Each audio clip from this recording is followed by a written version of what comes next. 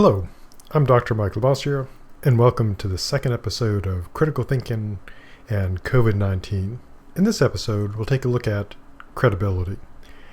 While assessing the credibility of sources is always important, the pandemic has made this literally a matter of life and death. Those of us who are not epidemiologists or medical professionals must rely on others for our information. While some people are providing accurate information, there are well-meaning people who are unintentionally spreading unsupported or even untrue claims. Unfortunately, there are also people knowingly and maliciously spreading disinformation. Your well-being and even your survival depend on being able to determine which sources are credible and which are best avoided. There are two types of credibility: rational and rhetorical. A bit oversimplified, rational credibility means that you should believe the source. Rhetorical credibility means that you feel you should believe the source, whether you really should or not. The difference between the two rests on the difference between logical force and psychological force. Logical force is objective. It is a measure of how well the evidence or reasons given for a claim support that claim in terms of showing that it is true. When it comes to arguments, this is assessed in various ways, ranging from applying the standards of an inductive argument, to cranking out a truth table, to grinding your way through a proof.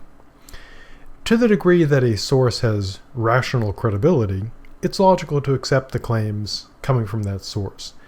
They could still be wrong, but it's more reasonable to believe a credible source than not to.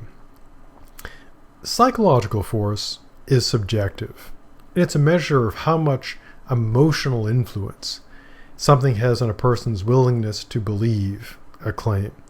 This is assessed in very practical terms.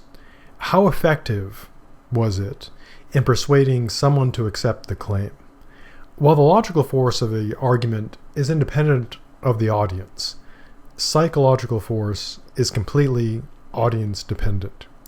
What might persuade one person to accept a claim might enrage another into rejecting it with extreme prejudice. Political devotion in these polarized times provide an excellent example.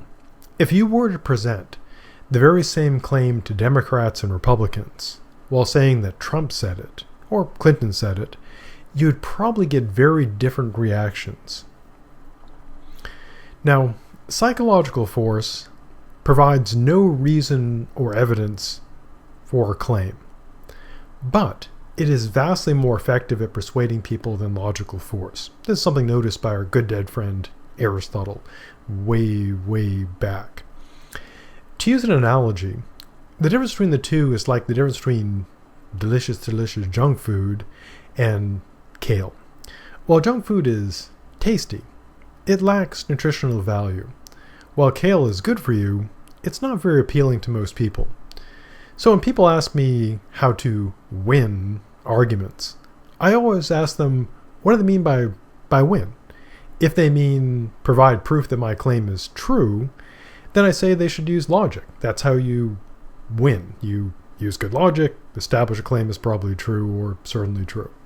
If they mean by win, get people to feel I'm right, whether I'm right or not, then I honestly tell them, use psychological force, because logical force doesn't work very well.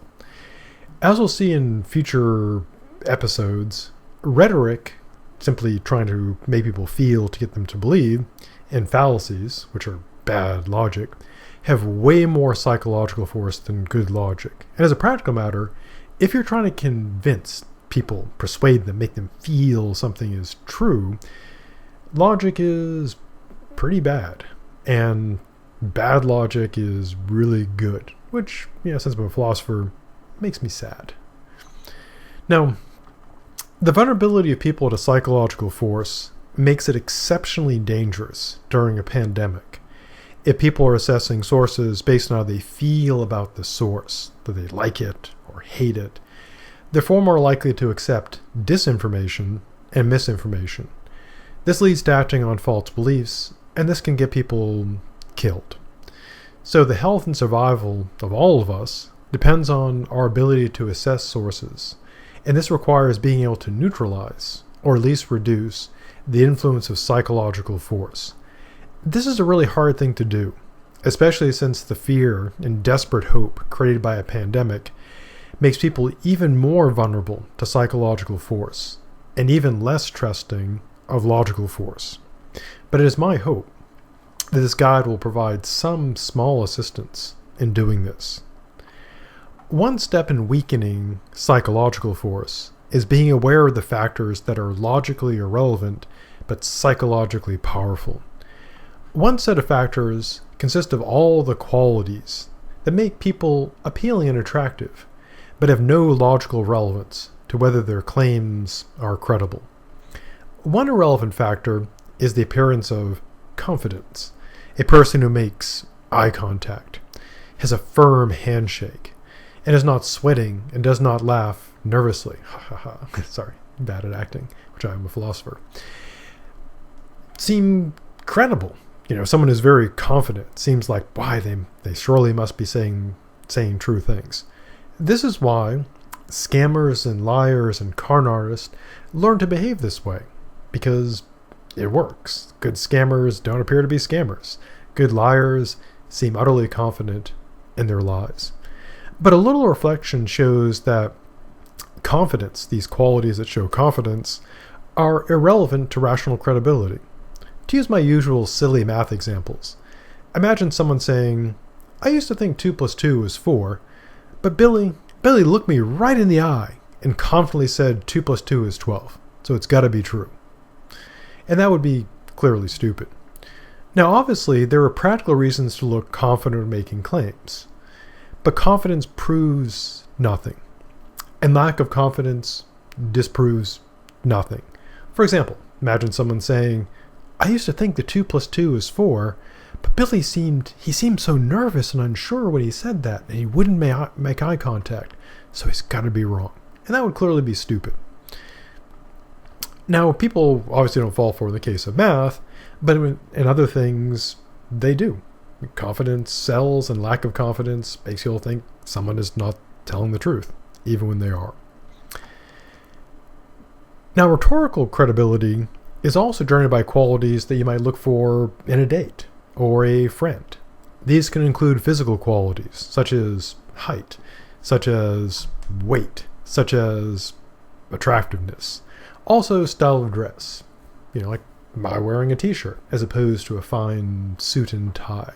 If I wanted to boost my rhetorical credibility, I would wear a suit and be more attractive. Now, these factors also include age, ethnicity, and gender. But these are all logically irrelevant to rational credibility. Again, to use my silly math example, suppose someone said, Billy, he's tall, handsome, straight, wearing a suit, and white. So when he says that 2 plus 2 is 12, he must be right. That would be stupid. Yet when people see a source that is appealing, someone attractive, well-dressed, etc., they tend to believe them, despite the irrelevance of the appeal. Which is why if you look at, often at things like news shows, etc., when they have commercials, unless they're doing something, comedic, they typically have someone who's very attractive, and people tend to believe attractive people. So how do you defend yourself against this? Well, one defense is to be aware of this, that, we psychologically are biased in favor of people we find attractive, and so kind of push back against that. Another defense is this, is ask yourself if you'd still believe the claim if it was made by someone unappealing to you, someone who you wouldn't want to be your friend or wouldn't want to date. And if you suddenly find, if a person I didn't find appealing said this, I'd totally doubt it, but yet you'd believe it when someone attractive and appealing would say it, then you probably don't have a good reason to believe the claim. It could still be true, but you haven't got a good reason to believe it. Rhetorical credibility can also arise from what we regard as good qualities, what we might call, virtues, that are still irrelevant to rational credibility. These would include good qualities like kindness, niceness, friendliness, sincerity, compassion, generosity, and so on for various other virtues. While someone who is kind and compassionate will generally not lie to you, this does not entail they're a credible source, because they could be wrong. To use my usual stupid math example, imagine someone saying this: Billy is such a nice and kind person, and he says 2 plus 2 is 12. I had my doubts at first, because math, but how could someone so nice be wrong? To use a less silly example, a very kind person might be very misinformed, probably by Facebook and Twitter, and pass on dangerous information about COVID-19 with the very best of intentions. So one way to defend yourself against this is to, again, push back against that, be aware of it. And again, secondly, would you still believe the claim if it was made by someone who had qualities you regard as bad, like a mean person, for example? If the answer is, gosh, no, if someone who is mean said that, I would totally not believe it, well, then you might not have a good reason to believe that claim based on the source. Now, at this point, you may be wondering, but what about honesty? Surely being honest is relevant to credibility. Now, while it is tempting to think that honesty is telling the truth, it's not exactly that. The more accurate definition of honesty is this: an honest person says what they think is true, which may not be true. They could honestly be making a false claim. Now, a dishonest person is willing to try to pass off as true what they think is untrue. Now, weirdly, they could be wrong about it being untrue. They could be trying to lie to you with the truth.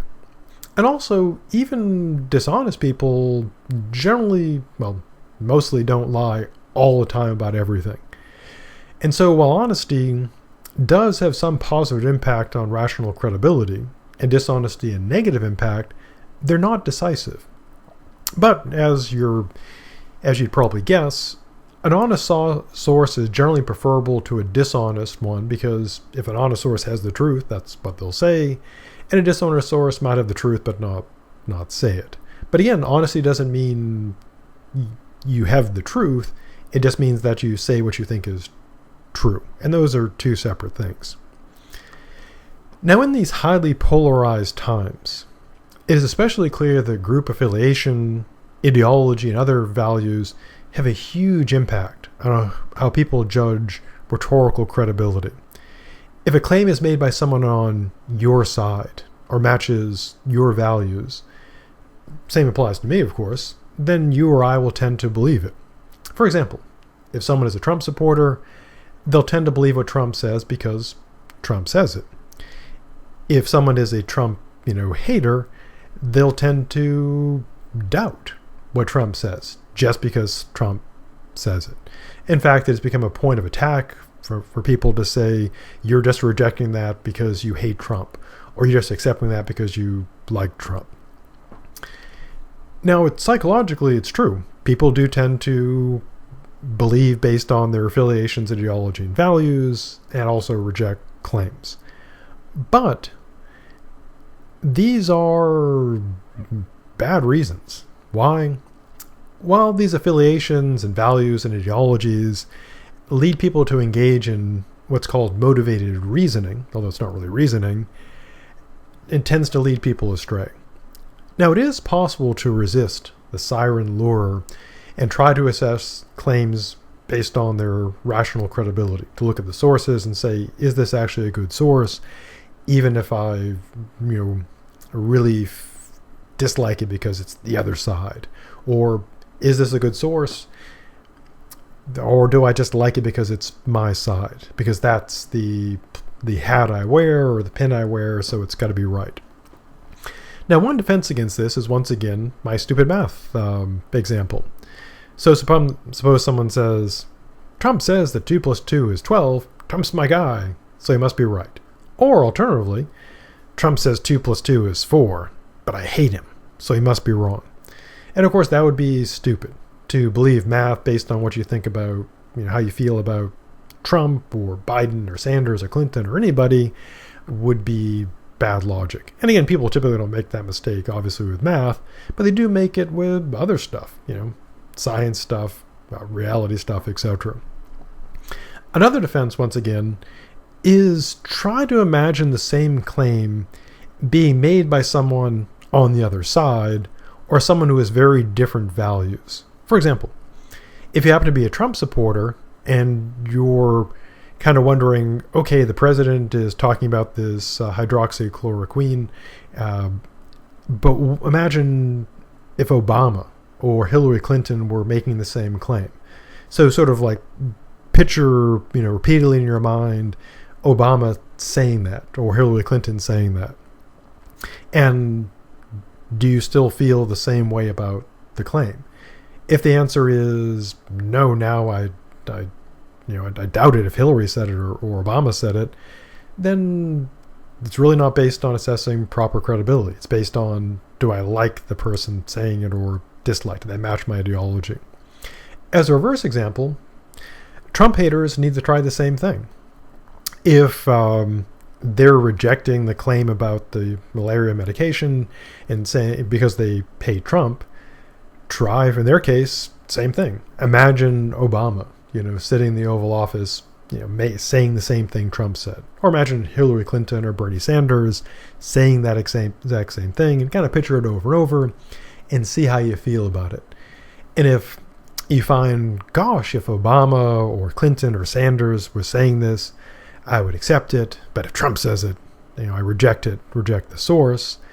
Well, then that would illustrate there's something going wrong there. Now, this is obviously not a perfect defense, because in your mind, if you're a Trump supporter, for example, this is what Trump said. Obama didn't say it. If you're a Trump hater, you know that Obama and Clinton didn't say it. Trump said it. So you really can't, trick yourself. Or you can try. Now, an excellent example of this, of how ideology can provide overpowering rhetorical credibility in the case of, politics, etc., is the infamous case of Stalin and Lysenko. Familiar with science, history stuff. Lysenko was pretty clever, although a terrible, biologist, geneticist, etc., pretty much wrong about everything. But he was able to win over Stalin not through good reasoning and logic and evidence and truth, but by ideology. And so he was able to, through the power of Stalin and his influence on Stalin, make his false views the foundation of Soviet science with horrible results. Because reality doesn't care about your ideology. I mean, as some of the right-wing YouTubers say, facts don't care about your feelings. Reality doesn't care about your ideology. Reality is what it is, and no matter how people see it through the lens of ideology, it is what it is. And that was really bad for the Soviet Union. There are lots of other bad things. Stalin in general is, of course, horrifyingly bad, but that was one bad part of the overall badness. And this gives us a cautionary tale worth heeding these troubled times.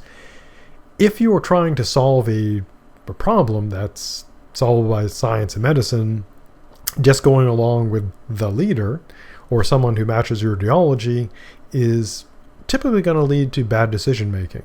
Now, again, if the leader is the other guy's, guy, it's easy to reject it. But if it's, one side, it's easy to accept it as totally true, which is extremely, extremely dangerous. As the Soviet example showed, and going through our current pandemic, this may become part of that lesson as well. They might be talking about Lysenko and Soviet science, and then talking about the pandemic of 2020. Now, while this very short guide tries to help people avoid falling into accepting mere rhetorical credibility, we also need standards to determine when you should probably trust a source. That is, standards for rational credibility.